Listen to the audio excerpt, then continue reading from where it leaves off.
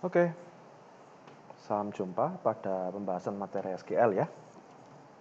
Dua video sebelumnya kita sudah membahas tentang bagaimana sih kita menggunakan klausa select, bagaimana operasi pada klausa select, bagaimana melakukan pengambilan data yang sederhana menggunakan query select. Nah, pada video kali ini kita akan sedikit membahas tentang kolom alias. Nah, kolom alias ini ya adalah sebuah nama yang kita berikan kepada kolom hasil query kita. Saya ulang lagi, kolom alias adalah nama yang kita berikan kepada kolom hasil query kita. Hasil query select tentunya ya, hasil query select kita. Seperti itu. Nah, sekarang saya tunjukkan kepada Anda. Contohnya itu seperti apa. Tunggu sebentar.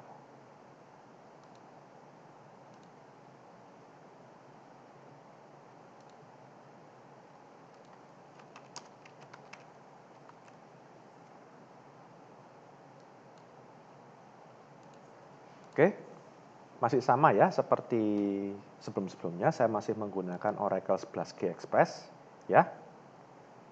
Nah, sekarang saya akan mencoba merefresh sedikit contoh-contoh yang saya gunakan pada video sebelumnya.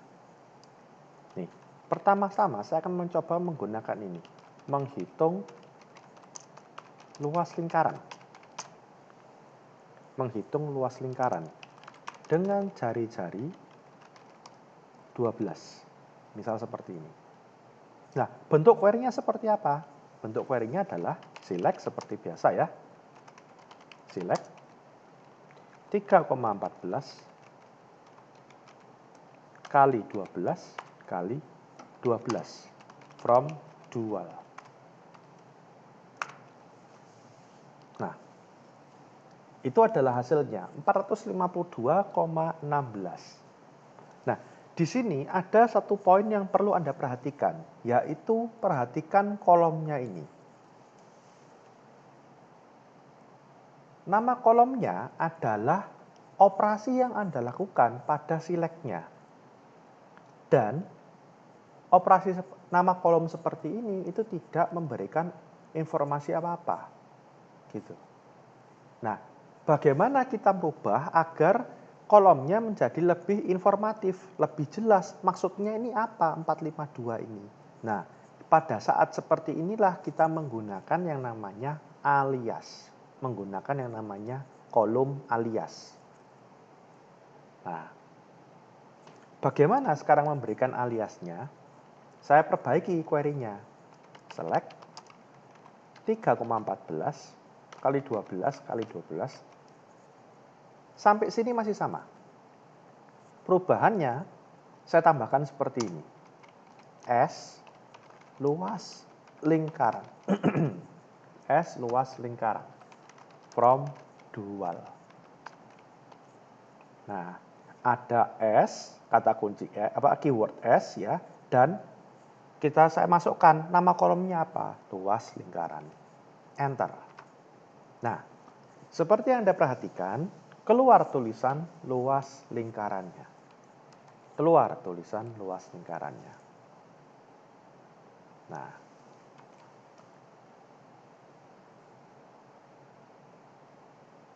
gini ya.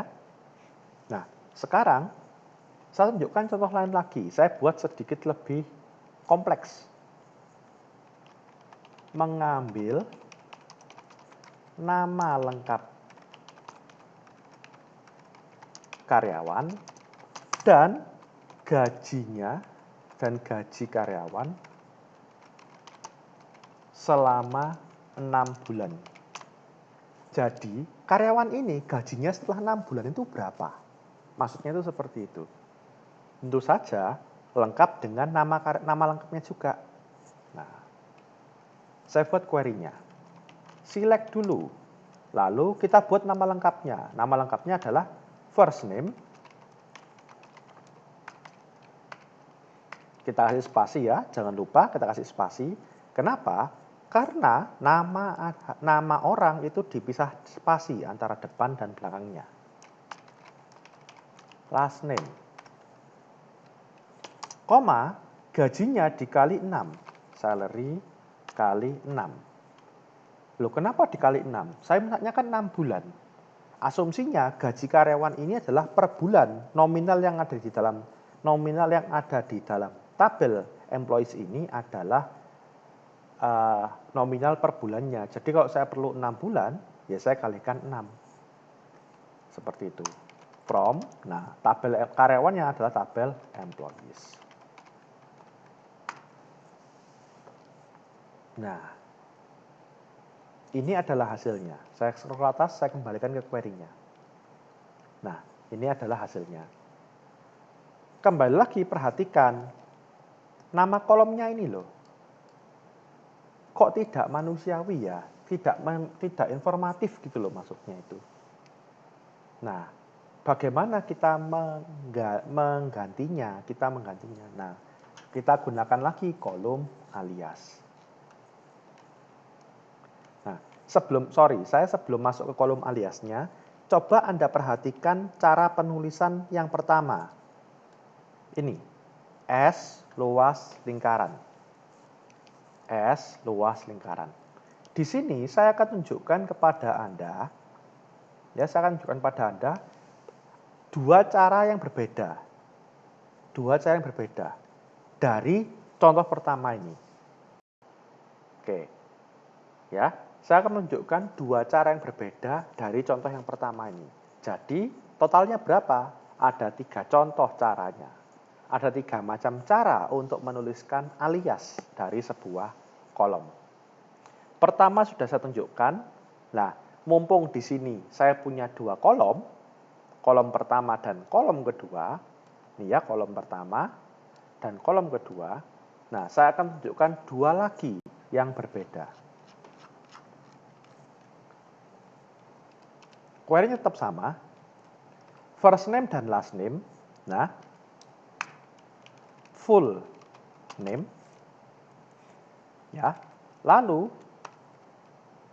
maaf, saya salah ketik. Ininya saya hapus dulu. Enter, ya. Koma, karena tadi komanya kehapus. Minta maaf. Salary kali 6. Sebagai apa? Nah, Anda perhatikan. Maaf, ini masih error. Oke, ya. Saya hapus dulu aja biar tidak terlalu panjang tampilannya. CL SCR. Nah, select first name, last name, full name, koma. Nah, kolom berikutnya salary kali 6.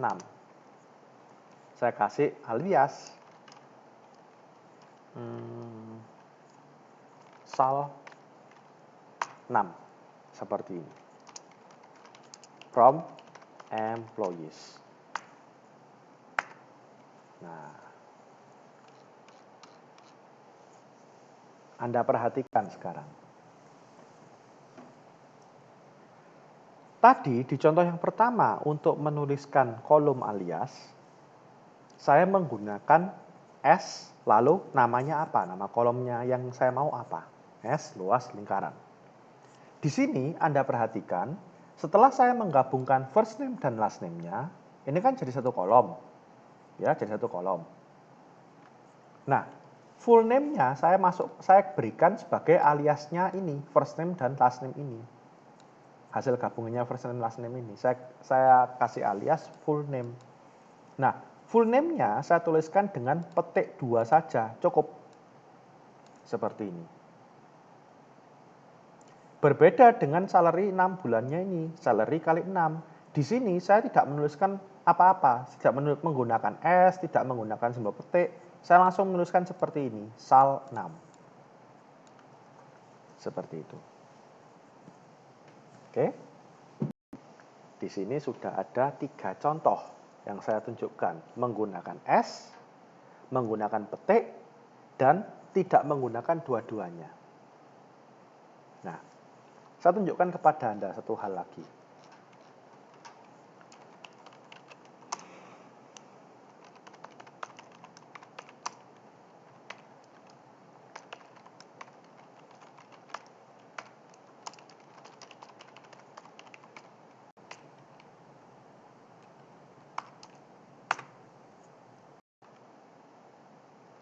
Nah,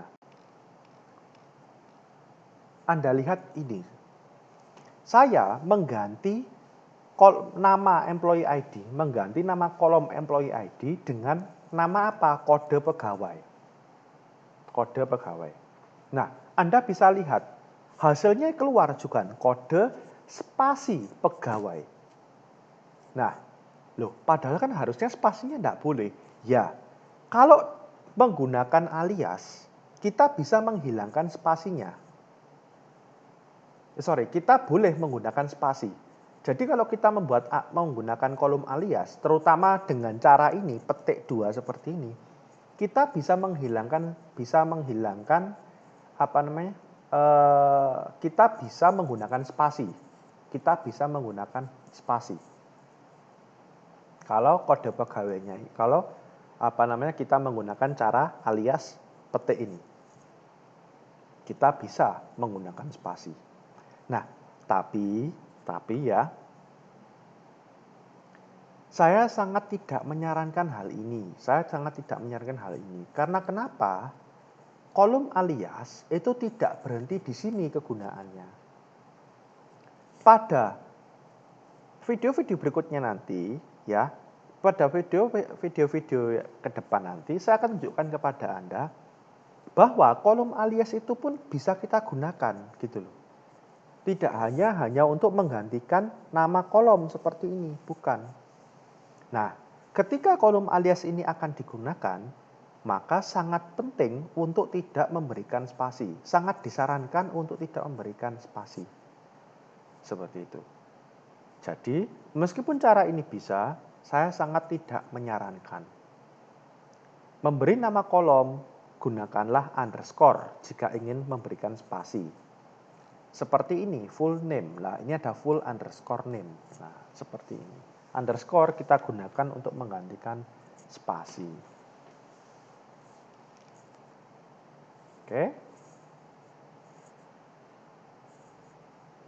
Begitu kira-kira. Jadi saya ulang lagi, saya summary bahwa ada 3 contoh yang bisa kita gunakan. 3 macam cara yang bisa kita gunakan. S diikuti dengan namanya yang mau kita gunakan namanya, nama kolomnya. Lalu petik 2 diikuti dengan nama kolom yang kita inginkan. Atau tidak usah pakai S, tidak usah pakai petik 2, langsung sebutkan nama kolomnya. Tapi kembali lagi ya, saya sangat menyarankan kepada Anda jangan memberikan spasi pada nama kolom. Jangan memberikan spasi pada nama kolom. Jika Anda ingin spasi, saya sangat menyarankan gunakan underscore.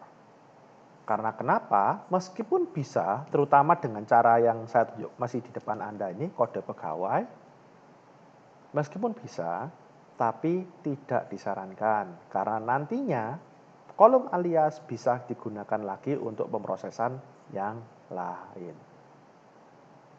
Seperti itu. Oke, video kali ini sampai di sini dulu. Terima kasih dan sampai jumpa di kesempatan berikutnya.